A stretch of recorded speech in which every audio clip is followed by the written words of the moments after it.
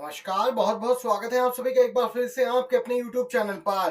बड़ी खबरें लेकर आए हैं, जानेंगे पहले चरण के चुनाव प्रचार को यहाँ पे समाप्ति।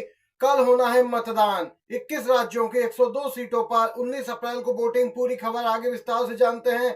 इससे संबंधित जो ताजा न्यूज निकल के आ रही है, तो दूसरी तरफ कांग्रेस पार्टी ने फिर से एक बार बीजेपी पर साधा है निशाना।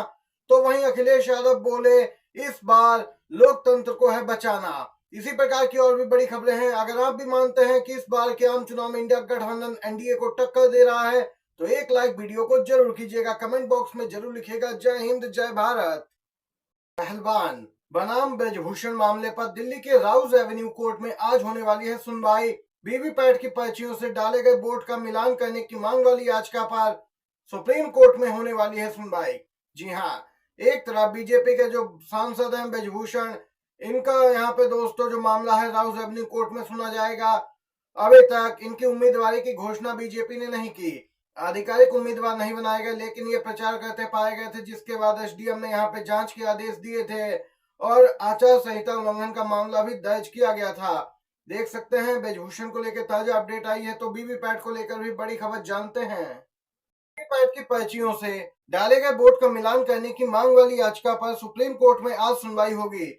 16 अप्रैल को मामले की सुनवाई लगी थी, जिस पर 2 दिन आगे बढ़ा दी गई थी सुनवाई, और कल यहाँ पे प्रथम चरण का मतदान होना है। उससे पहले यहाँ पे ये मुश्किल ही माना जा रहा है कि कोई यहाँ पे खास बदलाव देखने को मिल सकता है, लेकिन फिर भी अगर सुप्रीम कोर्ट का आदेश आता है तो उसी प्रकार निर्वाचन आयोग भी कार्य करेगा, और सुप्रीम कोर्ट का आदेश मानने के लिए सभी बाध्य भी होते हैं। शीर्ष अदालत है, देख सकते हैं सुप्रीम कोर्ट आज इस मामले पे करेगा सुनवाई। तो वहीं जानते हैं पहले चरण के लिए खत्म हो गया है प्रचार। 21 राज्यों की 102 सीटों पर 19 अप्रैल कल होनी है वोटिंग। लोकसभा चुनाव 2024 के पहले चरण का प्रचार बीते बुधवार को थम गया है। पहले चरण के चुनाव प्रचार के लिए सियासी दलों ने दिन रात एक कर प्रचार किया। राजनेताओं ने शहरों से लेकर गांवों में जाके पसीना बहाया, रैली की, रोड शो किए, बड़ी बड़ी यहाँ पे जनसभाएं आयोजित की गई। राजनीतिक दलों ने यहाँ पे ज्यादा से ज्यादा लोगों को अपनी ओर रिझाने की पूरी कोशिश की, लेकिन अब प्रचार थम गया है। चुनाव आयोग की जो यहाँ पे गाइडलाइंस हैं, उनके हिसाब पहले चरण में जिन सीटों पर मतदान होना है, वहां चुनाव प्रचार 48 घंटे पहले खत्म हो गए हैं। राहुल गांधी पहले ही दावा कर चुके हैं कि जो ताजा रिपोर्ट सामने निकल के आई है, उसके अनुसार बीजेपी 180 का आंकड़ा पार नहीं कर रही है। 150 पर ही सिमट जाएगी बीजेपी, इसी के आसपास। अब कांग्रेस की प्रवक्ता सुप्रिया सिन्हा भी बीजेपी पर हमलावर दिखी हैं।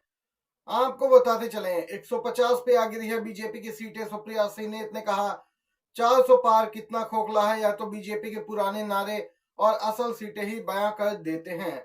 आपको बताते चलें भ्रष्टाचार पे बीजेपी को घेर रही है कांग्रेस पार्टी, जिसे सियासी हथियार बना लिया है कांग्रेस ने बीजेपी के खिलाफ। बीजेपी की तमाम रणनीतियां इस मुद्दे के आगे विफल होती जा रही हैं। तो दूसरी तरफ महंगाई और रोजगार का मुद्दा भी कांग्रेस प्रमुखता से उठा रही है। जन भावनाएं यहाँ पे कांग्रेस ध्यान में रख के यहाँ पे मुद्दे बना रही है, और बीजेपी से धर्म मंदिर के नाम पे वोट मांग रही है। नेता यहाँ पे बहुत से सीटों के राज्यों के आंकड़े भी गिनाए हैं। 2017 में गुजरात ने 150 पार यहाँ पे गुजरात में बात कही थी, लेकिन आई 99 सीटें। 2019 में हरियाणा 75 पार का नारा दिया, आई 40 सीटें। 21 में बंगाल 200 पार का नारा दिया, आई 77 सीटें। 21 में तमिलनाडु में 118 पार नारा दिया, आई 4 सीटें। हाल में ही कर्नाटक में बीजेपी ने 130 पार का नारा दिया था, और सीटें कितनी आई? 66। सुप्रिया सिन्हा ने कहा, इसी से अंदाजा लगा सकते हैं इस बार बीजेपी 400 पार का नारा दे रही है, तो इनकी सीटें 150 से पहले ही सिमट जाएंगी। सीएम ममता बनर्जी के सामने झुके राज्यपाल, 6 कुलपति की नियुक्तियों को यहाँ पे हुए राजी। जी हाँ, पश्चिम बंगाल के राज्यपाल ने पश्चिम बंगाल सरकार की सूची से 6 कुलपतियों की जगह जो खाली हैं, उन्हें भरने पर सहमति जता दी है। भारत के अटॉर्नी जनरल आर वेंकटरमणी ने सुप्रीम कोर्ट को राज्यपाल के फैसले के बारे में जानकारी दी। आपको बताते चलें लाइव लॉ के मुताबिक एजी के बयान पर ध्यान देते हुए जस्टिस सूर्यकांत और के विश्वनाथन की बेंच ने बीते बुधवार को निर्देश दिया कि 1 सप्ताह के भीतर आवश्यक कार्रवाई की जाए। बेंच ने यह भी कहा कि राज्य सरकार बाकी रिक्तियों के लिए भी सिफारिशें भेज सकती है। बताते चलें सुप्रीम कोर्ट का रुख यहाँ पे किया था पश्चिम बंगाल सरकार ने।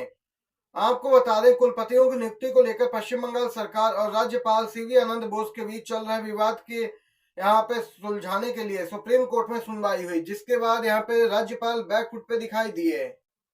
इससे पहले तमिलनाडु सरकार, पंजाब सरकार और केरल सरकार भी सुप्रीम कोर्ट का रुख कर चुके हैं राज्यपाल के खिलाफ, जहां पर राज्य सरकारों के पक्ष में सुप्रीम कोर्ट ने फैसला दिया, तब जाके यहाँ पे राज्यपाल झुके और राज्य सरकार की जो सिफारिशें हैं उन्हें लागू करने पे राजी हुए। इसी प्रकार के ये मामला पश्चिम बंगाल से निकल के आया था। यहाँ पे पश्चिम बंगाल सरकार की बड़ी जीत मानी जा रही है इसे। इसी के साथ आप सभी को एक और बड़ी खबर बताते चले। चरण के मतदान से पहले ही राकेश टिकैत का आ गया बड़ा बयान, बीजेपी की बढ़ा दी मुश्किलें, पश्चिमी यूपी में भी चुनाव होने हैं। और वहीं दोस्तों, किसानों को बीजेपी के घोषणा पत्र पर भरोसा नहीं, राकेश टिकैत बोले कारोबारियों के गिरोह ने राजनीतिक दल पे कब्जा कर लिया है। जी हाँ, किसान नेता राकेश टिकैत एक दिन पहले यहाँ पे बीजेपी में जोरदार हमलावर दिखे जब यहाँ पे प्रथम चरण का मतदान होना है। उन्होंने कहा कि बीजेपी लोकसभा चुनाव के लिए यहाँ पे अपने जुमला घोषणा पत्र जारी किया है, जिसपे आपको भरोसा नहीं करना है और केंद्र में पार्टी की सरकार अब पूंजीपतियों के इशारे पर काम कर रही। टिकैत ने कहा कि इस सरकार ने किसानों की मांगे नहीं मानी है, एमएसपी पे कानूनी गारंटी देने का वादा किया था, नहीं पूरा किया और इसका खामियाजा इन्हें भुगतना पड़ेगा। किसान नेता राकेश टिकैत यहाँ पे बीजेपी के घोषणा पत्र पे ज्यादा ही हमलावर दिखे।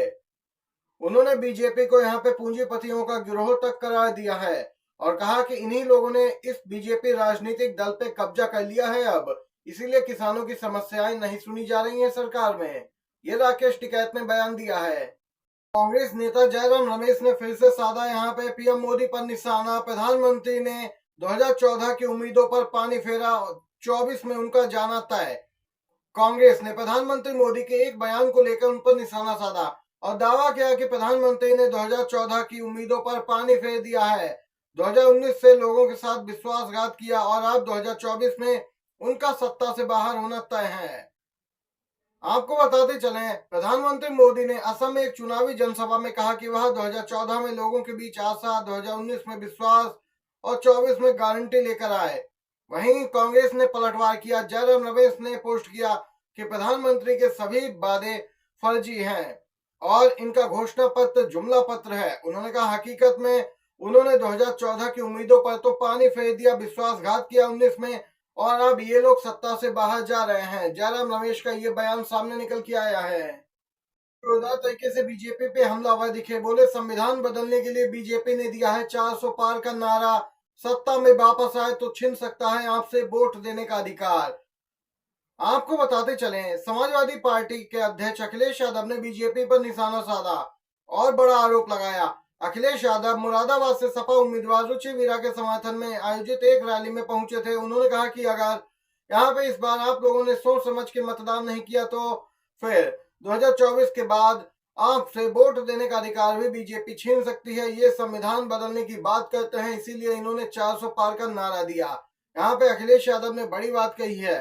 अगर आप भी सहमत हैं अखिलेश यादव की बातों से तो एक लाइक वीडियो को जरूर कीजिएगा, शेयर कीजिएगा अपने दोस्तों के साथ भी वीडियो को। आप सभी का वीडियो देखने के लिए बहुत बहुत धन्यवाद।